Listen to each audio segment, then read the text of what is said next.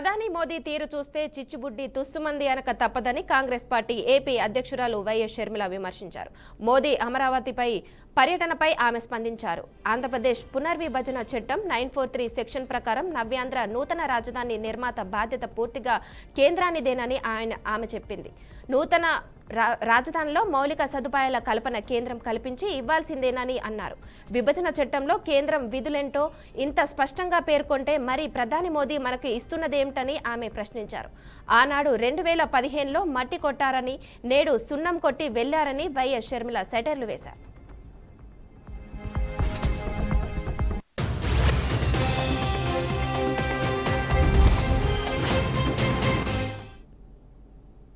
ఇక దీనికి మరింత సమాచారం మా సాంబశివరావు అందిస్తారు. సాంబశివరావు చెప్పండి. మొత్తంగా చూసుకోవచ్చు, నిన్న మోడీ పర్యటనకు సంబంధించి వైఎస్ షర్మిల అయితే విమర్శలు గుప్పించారు. నిన్న మోడీ పర్యటన పూర్తి స్థాయిలో కూడా తుస్సుమందని చెప్పేసి షర్మిల అయితే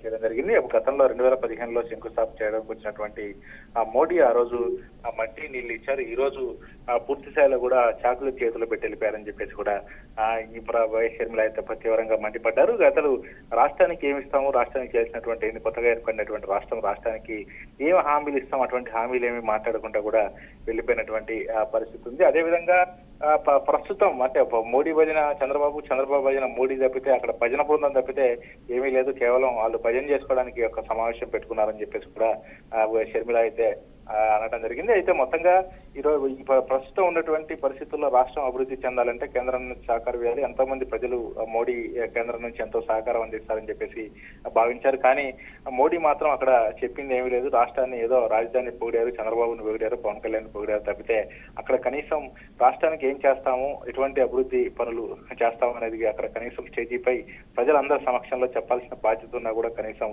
ఏమీ చెప్పకుండా వెళ్ళిపోయారని చెప్పేసి చెప్పారు. కేవలం ఇది రాజధాని పనులు పునఃప్రారంభం, రాజధాని అభివృద్ధి అనుకున్నాం కానీ అది భజన కార్యక్రమం అని చెప్పేసి అందరూ భావిస్తున్నారని చెప్పేసి కూడా షర్మిల మండిపడిన పరిస్థితి నెలకొందని చెప్పుకోవచ్చు. Okay, thank you Sambasivarao.